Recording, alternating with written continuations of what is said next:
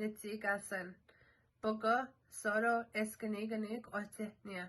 Hi, my name is Cheyenne Gopher. I'm from Soto First Nation in Treaty 6 territory. I'm currently living in Treaty 4 territory. Today I will be talking to you in regards to traditional social work practices. My topic is the healthcare system.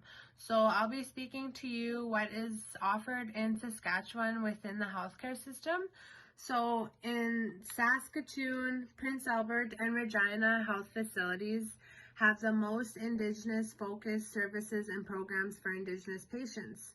7 of 12 municipalities of Saskatchewan have Indigenous representations. So, for example, spiritual care workers in the health facilities.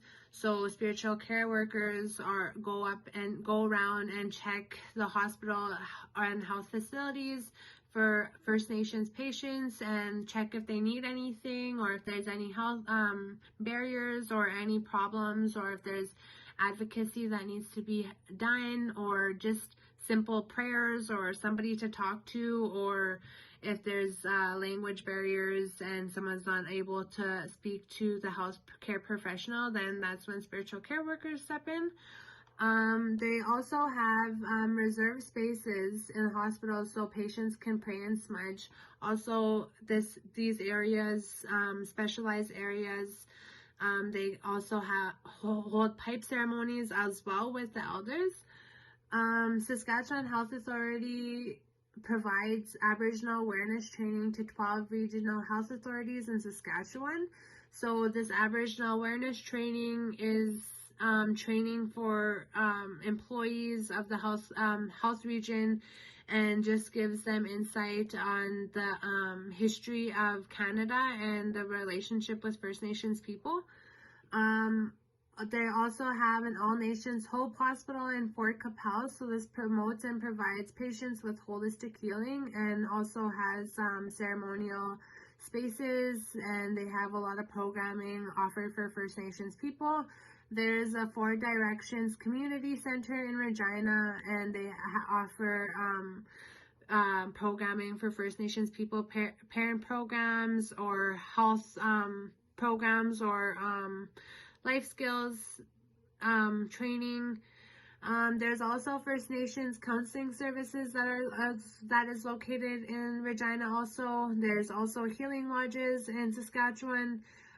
First Nations care homes available in Saskatchewan also on reserve. Waterhen Lake First Nations has a treatment center, so they have a detox center for First Nations people.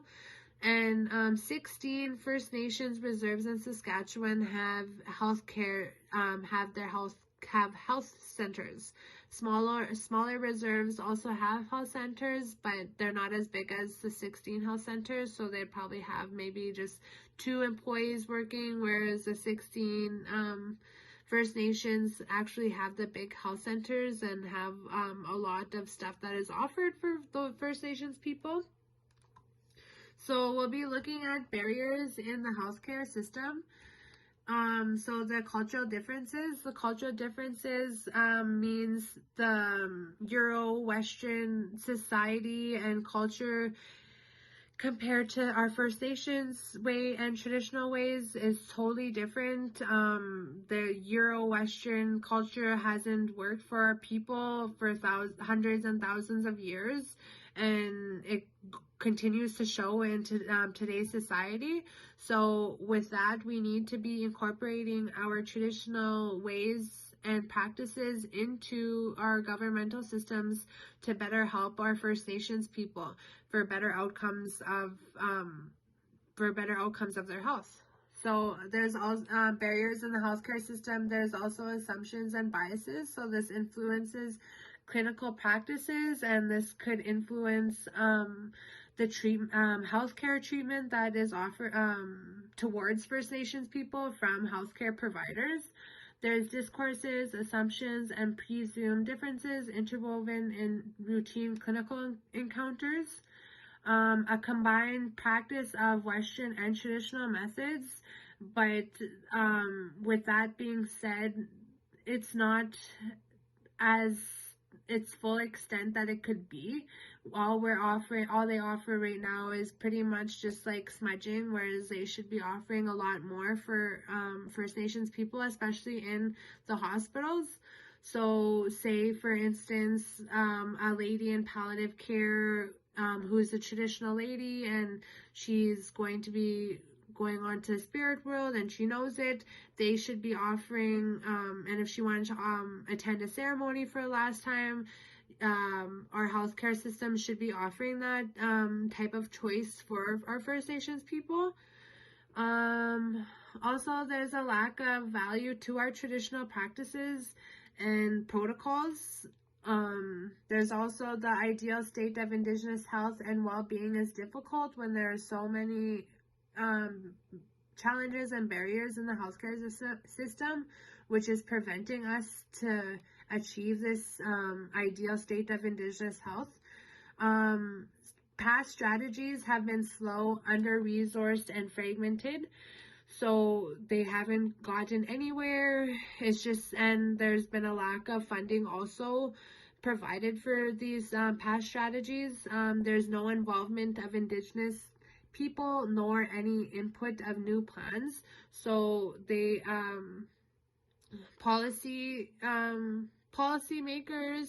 social policymakers are making these policies for First Nations people when they are non-First Nations. So they're pretty much saying what is going to work for us without actually even knowing if it's going to work or not. There's healthcare in the north needs to be more accessible for people, whereas they have limited resources and limited resources that are offered to them in regards to their health, and this needs to be more accessible for them. We need to recognize and respect Indigenous worldviews in the realm of health, well-being, traditional medicines, and healing practices. We want to achieve a holistic and well-being way for everybody, not just First Nations people, but for everybody, as you know, all areas in your realm make you whole, and that's when you're balanced.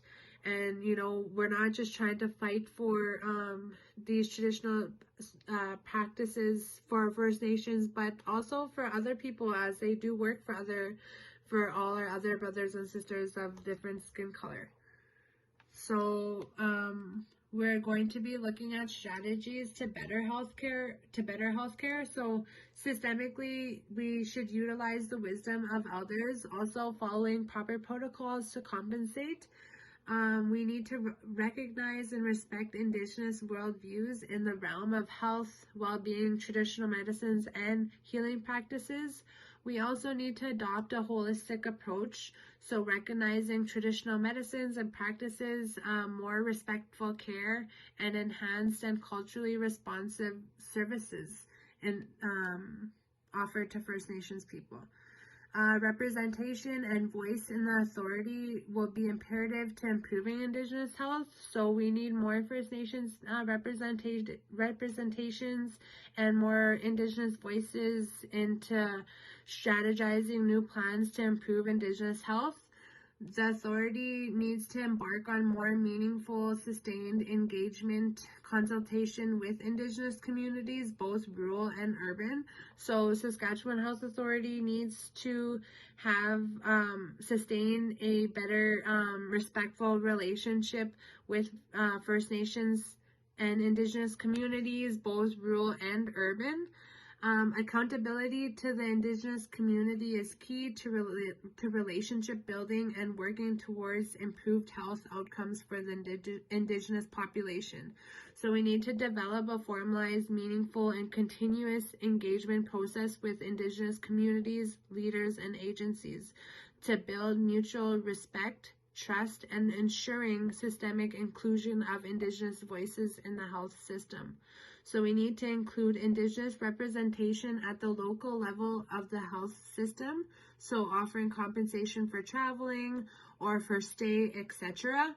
Also, we need to include Indigenous representation at the area level of the health system by forming a First Nations and Métis Health Council in each area in Saskatchewan. We also need to educate those that do not know of Canada's history and the relationship with First Nations people. Also, we need to encourage our young people to be getting educated so they could have the same goal, and we could, continue on to try to change social policies to better serve our Indigenous people, as these Western ways haven't been working for our people at all. And we need to have more voices and more advocates to be changing these, and new people with the same mindset, or sharing the same mindset of having better health care, because First Nations people do fill up a lot of the governmental systems, and it's just where they're failing, they're being failed, they're not they're being failed by the system, and there needs to be a change. Hi, thank you. Miigwech. Gwe, Talusi, Harley. Hi, my name is Harley. I'm in group 4, and we're doing our presentation on traditional social work practices. So Indigenous social work has arisen as a result of social work professionals' inability to engage with the political and cultural realities confronting Indigenous people. It's a response to the lack of effectiveness of the Euro-American social work approaches, and is part of a broader effort to develop effective and relevant interventions with the understanding that many of the personal and social problems encountered by Indigenous people are a direct consequence of decades of mistreatment and exploitation that have taken place under various government policies and aimed at colonization. So I chose to look at the education system and curriculum, and looked at what was offered in Saskatchewan for traditional social work practices, offer some additional efforts, and then discuss the benefits. So what's being offered in Saskatchewan as of now is land-based learning programs, elders placed within schools, as well as an organization called Treaty Education Alliance. So their mandate is working together to implement our inherent rights and treaty rights to educate for the success of our citizens and nations. I think that the education system and curriculum, what is being offered in schools, is incredibly important when you're thinking about traditional social work practices, because school-age children is an age where you're building your identity, and if there's no cultural teachings, then there's not a lot of avenue to learn about, to build a cultural identity. And I think for Indigenous social workers, that's where we should be focusing when we're looking at education and curriculum. Some additional efforts that can be made is optional smudging and prayer, traditional cooking and traditional dance classes, or classes or programs within schools, ceremonial teachings and protocols, as well as cultural trainings for teachers and staff. Yes, and then I also have, as additional efforts, just I also mentioned again elders within schools and land-based learning programs, and just having it more like widely acceptable and utilized. Land-based learning is a great way to indigenize learning and incorporate traditional social work practices. Land-based learning typically uses indigenized and environmentally focused approaches to educate. They can be unique to their area and the resources that are available to them. Having elders in schools provides teachings, oral traditions, about ceremony and medicines, the history of the land. They can also teach students how to be good stewards of the land. They also provide students with like a unique learning experience to such things such as active listening, patience, critical thinking, and self-awareness.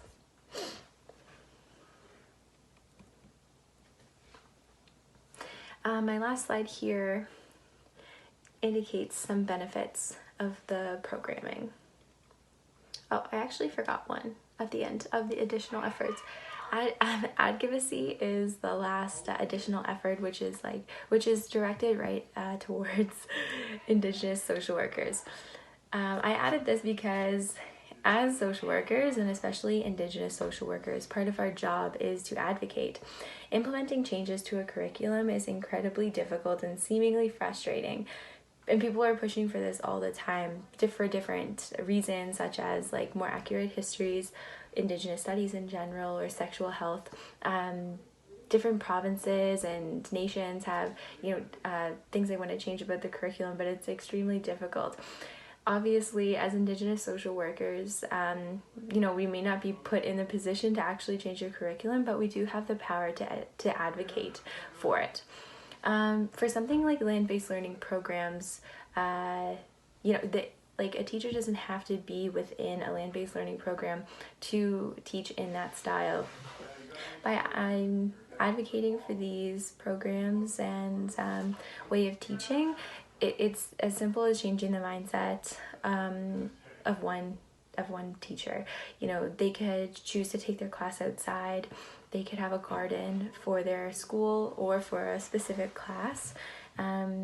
It's just starting small like that, and hopefully getting familiar and comfortable with that style of teaching, and then expanding.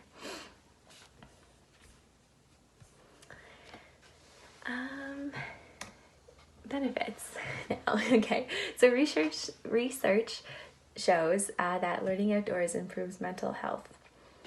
It creates an inclusive environment and also provides understanding for active learners. It can help students develop an environmental awareness and connection to the land. It can provide students with self-determination and empowerment. It provides an avenue for cultural continuity. Indigenous-led land-based learning can re-engage Indigenous youth in their own education. It can build community connectedness. It can revitalize Indigenous languages and practices. An example of something like that would be having a guest speaker from your community come in and teach someone who is familiar with the land and traditions, and offering a teaching or a better understanding of the land. And this activity also provides community connectedness. Last but not least, benefit of enhancing these resources and implementing these additional efforts would be reconciliation and decolonization within the education system. Settler colonialism has functioned in part by developing institutions of Western education, which undermined Indigenous intellectual development through cultural assimilation and the violent separation of Indigenous people from our source of knowledge and strength, the land. There's a lot of power in reclaiming our connection to the land, and I have a quote by Leanne Simpson here that may better illustrate it. If we are serious about decolonizing education and educating people within a framework of Indigenous intelligence, we must find ways to reinserting people into relationships with and on the land as a mode of education. So, yes, thank you for listening. That is my presentation. Good evening, my name is Larissa Unin, and today I will be discussing traditional social work practices for the group project in INS 351. For my group project, I decided to do midwifery for my topic of choice. Just to give you a little background about what a midwife is. A midwifery is the practice which provides a holistic approach in preparing expectant mothers and families for the preparation of new life. It does so by honoring traditional values and beliefs. The midwives are expected to support mothers emotionally, physically, mentally, and spiritually throughout her journey to motherhood. So now I'm just going to go on and discuss what is currently offered in Saskatchewan. You will see it on slide 11. As of March 1st, 2020, there are 20 licensed midwives that are in practice. All Nations Healing Hospital currently has 7 midwives that are practicing. There has been a big movement within Canada for the call of bringing birth back, which is basically it's so women can access safe birth plans in Saskatchewan. There's a lot of funding that is being produced right now for the practices. I know that Gabriel Demont Institute and Saskatchewan Health Authority have partnered up for, I believe it's a 6-week course for midwiferys to practice. Also, I will just go on now to the benefits of having a midwife throughout your pregnancy. You can see it on slide 12. The use of holistic approaches such as herbal medicines. Just for a little background, in my pregnancy I used red raspberry leaf tea during the end of my 2nd trimester into my 3rd. It says to strengthen the uterus, prevent excess bleeding once you do give birth, and that it just kind of softens like the uterus, I guess it would be like. So another benefit is obviously it provides support to mother, mind, body, and spirit for the arrival of new life. It supports the cultural needs of the woman and the family by honoring traditional practices, values, and beliefs.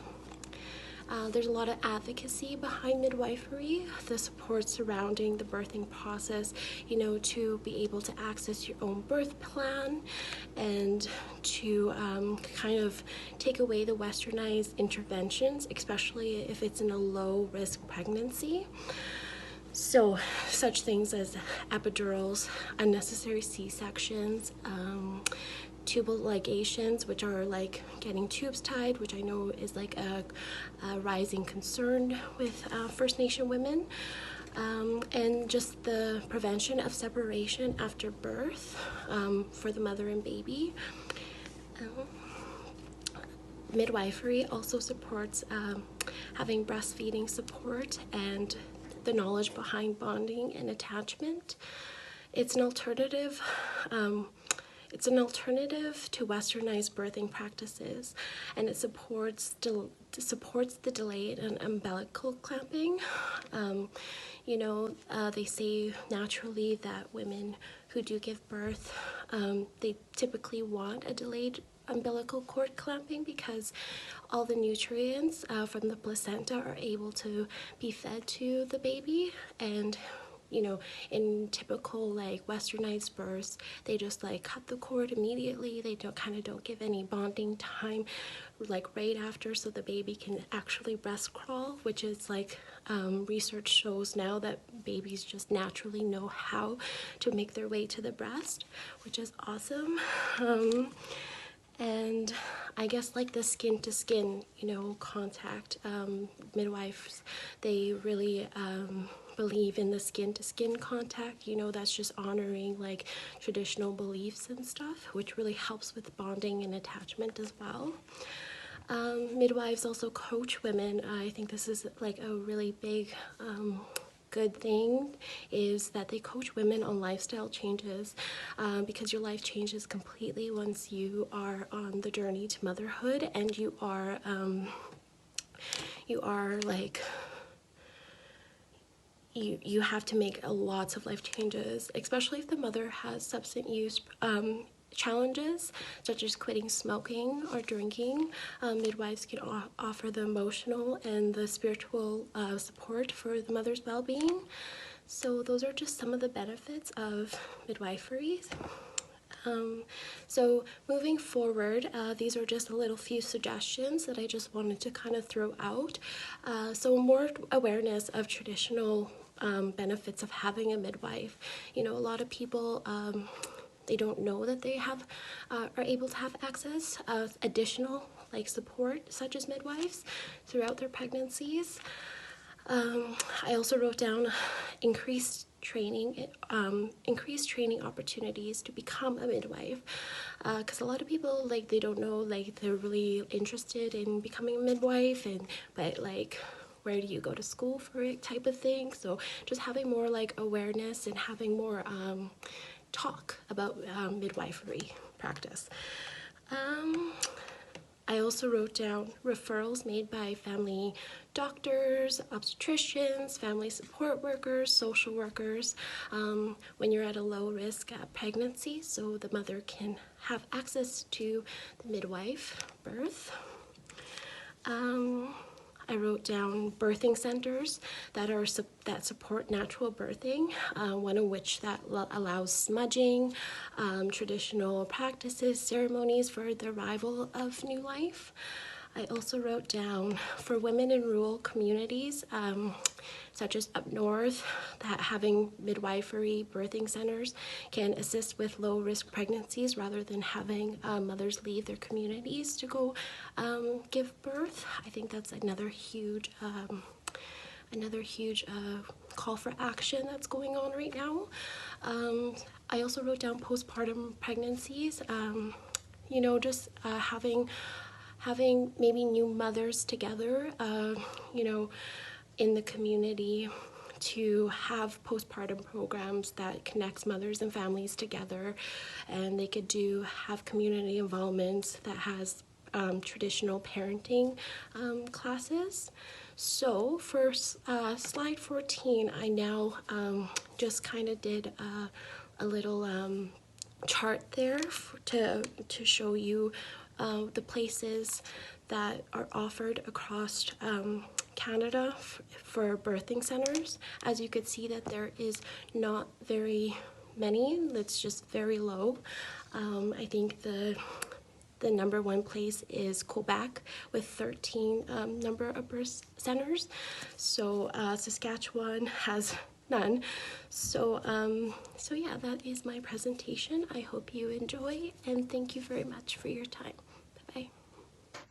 Tansei, my name is Brenna, and this is my presentation part for our group presentation. I'm in group 4, and the topic we chose was traditional social work practices. And today I'm going to be talking about guidance counseling and liaison work. Today I'm going to be talking about what is offered in Saskatchewan, what can be offered, and the benefits.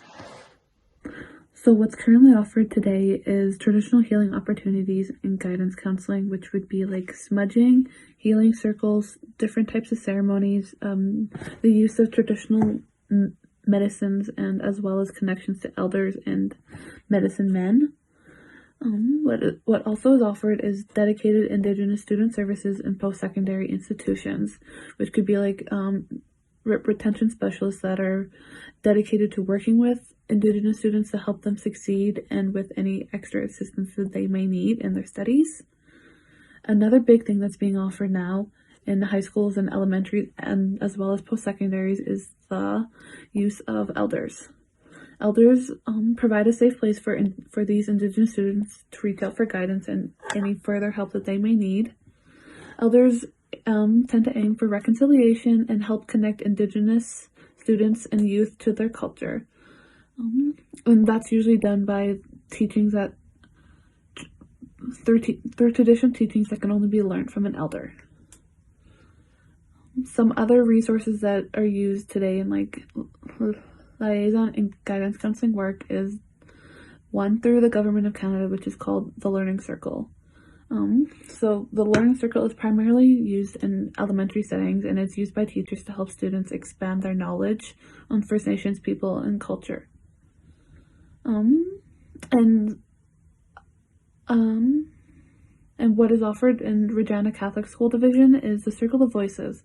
And the Circle of Voices was created as a response to the growing population of Aboriginal kids in the Catholic School Division as a means to help them succeed. Some services that can be added would be like First Nations specific guidance counseling. And by that, I mean like guide and provide First Nations people with traditional healing, with different traditional healing methods rather than the mainstream methods, as well as make these practices more readily available on and off reserve. Another thing that can be added is cultural camps, and I say this because it allows First Nations people who may feel disconnected from their culture the opportunity to get hands-on experience in their culture and the traditions, values, and beliefs. I also suggested that cultural teachings from a knowledge share, which could be an elder, to help them, which could also mean like the medicine wheel teachings. Another thing that can be added is the teachings of traditional medicines to be used in lieu of Euro-Western modern day medicines. And another thing that can be added is cultural activities, which could mean like ribbon skirt / shirt makings, and how to set up a teepee, and the teachings behind a teepee, and teach the boys how to drum, as well as beading, and teaching children and young adults about different ceremonies and their protocols. And some benefits of these practices is improved spiritual mental well-being, as well as it helps First Nation people find and connect back to their identity through the targeted counseling methods, and it also helps children and young adults as well as adults regain lost knowledge about their culture and traditions and the values.